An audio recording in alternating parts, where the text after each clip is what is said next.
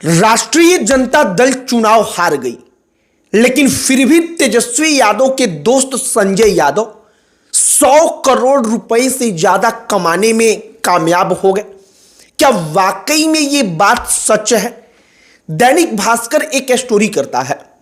दैनिक भास्कर उसमें बताता है कि जो आरजेडी के कैंडिडेट्स थे और जो नेता थे, उन्होंने कहा कि हर विधानसभा सीट से 3 से 4 लोगों को चुनकर संजय यादव की टीम ने उनका नाम आगे भेजा। और इसके बाद उसी रिपोर्ट में कहा गया है कि संजय यादव के लोगों की तरफ से, जो उनकी टीम थी उनके तरफ से अलग अलग बातें बनाकर, अलग अलग प्रलोभन दे करके पैसा ऐंठा गया। जिनका पैसा सबसे ज्यादा पहुंचा उनको टिकट दे दिया गया। यह बात सोशल मीडिया पर कई दिनों से लगातार चल रही है। हमने दैनिक भास्कर का जब वो रिपोर्ट पढ़ा तो हमने सोचा कि वाकई में जरा संजय यादव के कमाई के ऊपर चर्चा किया जाए। क्या आरजेडी चुनाव हार गई, लेकिन अगर 100 टिकट का भी संजय यादव ने सौदा किया हो और केवल 1-1 करोड़ रुपए उनको व्यक्तिगत तौर पर बचा हो, तो ये 100 करोड़ रुपए आसानी से हो जाता है। तो क्या आरजेडी चुनाव हार गई, तेजस्वी यादव बर्बाद हो गए, लेकिन संजय यादव 100 करोड़ रुपया कमाने में कामयाब हो गए? सब पर चर्चा करेंगे, लेकिन आगे बातचीत करने से पहले हमारा नमस्कार स्वीकार करिए। हमारा नाम मोहित कुमार सिंह है। दैनिक भास्कर अपनी रिपोर्ट में संजय यादव के बारे में लिखता है कि जो अलग अलग उनकी प्राइवेट टीम थी वो विधानसभा सीटों पर गई।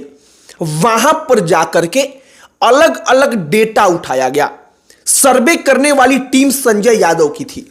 उसने सर्वे करके जो आगे डेटा पहुंचाया वो डेटा पूरी तरह से गलत था।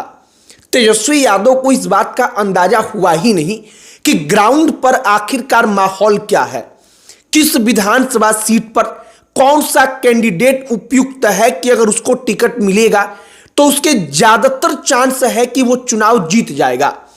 केवल संजय यादव की पीआर टीम 3 से 4 लोगों का एक लिस्ट तैयार करती थी। वो लिस्ट ऊपर जाता था, अलग अलग लोगों से अलग अलग प्रलोभनों के माध्यम से पैसा लिया जाता था और इसके बाद अंततः इस बात का निर्धारण होता था कि टिकट किसको मिलेगा। दैनिक भास्कर अपनी कहानी में, उस रिपोर्ट में इस बात का जिक्र स्थानीय नेताओं के हवाले से करता है। एक और महत्वपूर्ण बात का जिक्र पिछले कई दिनों से हो रहा है कि संजय यादव की टीम ने आरजेडी के प्रचार प्रसार के लिए यूट्यूबर्स को हायर किया था। वो यूट्यूबर्स कहां के थे? तो हरियाणा के रहने वाले थे। अब आप इस बात को समझिए कि हरियाणा के संजय यादव हरियाणा के यूट्यूबर्स को बुलाकर बिहार में वीडियो बनवाते हैं, तो आखिरकार इसका इंपैक्ट हरियाणा में पड़ेगा या फिर बिहार में पड़ेगा? अगर बिहार में उसका इंपैक्ट लाना था तो उन यूट्यूबर्स को पकड़ना चाहिए था जो यूट्यूबर्स वाकई में बिहार के अंदर काम कर रहे थे। अगर यूपी में चुनाव है तो यूपी के खबरों को जो यूट्यूबर कवर करता होगा, कोई भी पॉलिटिकल पार्टी उसको पकड़ेगी। लेकिन यहां पर संजय यादव ने बिहार के लिए हरियाणा के यूट्यूबर्स को बुलाया। यहां पर भी कहा जाता है कि उनका अपना व्यक्तिगत कनेक्शन था जिसके कारण यह सब कुछ हुआ। अब मौजूदा वक्त में संजय यादव ने पैसा लिया है, इसको लेकर के बड़ी तेजी से चर्चा चल रही है। एक और आपको हम घटना याद दिलाना चाहते हैं।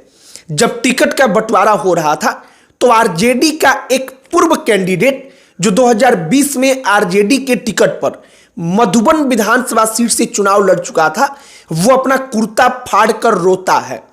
वो बेसुध होते हुए प्रतीत होता है और रोते रोते कहता है कि लालू प्रसाद यादव जी ने कहा था कि सिर्फ 2000 वोट से तुम हारे हो, तुम चुनाव लड़ोगे।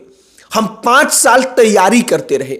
हमसे संजय यादव ने 4 करोड़ 70 लाख रुपए का डिमांड किया। हमने डिमांड पूरा नहीं किया तो हमको टिकट नहीं मिला। अब आप इस बात को समझिए। कहने का मतलब कि दूसरे किसी को टिकट दिया गया उस कैंडिडेट के मुताबिक, तो उसने संजय यादव की डिमांड को पूरा किया। अब आप बात समझ पा रहे होंगे कि संजय यादव के ऊपर इतने सारे आरोप क्यों लग रहे हैं। एक और बात आप समझिए, तेजस्वी यादव को असल तौर पर ग्राउंड तक संजय यादव ने पहुंचने ही नहीं दिया। यह एक और बड़ा आरोप है आरजेडी के नेताओं का। आरजेडी ने जिनको टिकट दिया उनका भी, जो टिकट से वंचित रह गए उनको भी। उनका मानना है कि तेजस्वी यादव को इस बात का आकलन हुआ ही नहीं कि ग्राउंड पर चल क्या रहा है।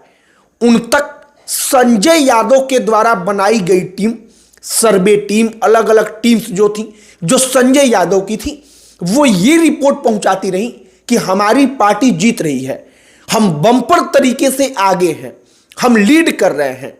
और तेजस्वी यादव इसी गलत फहमी के शिकार हो गए कि संजय यादव ने सब कुछ संभाल रखा है, संजय यादव सब कुछ मैनेज कर रहे हैं। शायद तेजस्वी यादव अगर डायरेक्टली जो आम कार्यकर्ता हैं उनसे मिलते, डायरेक्टली जो आम विधानसभा सीटों पर दावेदार थे टिकट्स के, उनसे मुलाकात करते, तो उनको असल तौर पर अंदाजा हो पाता कि राष्ट्रीय जनता दल गलती कहां कर रही है।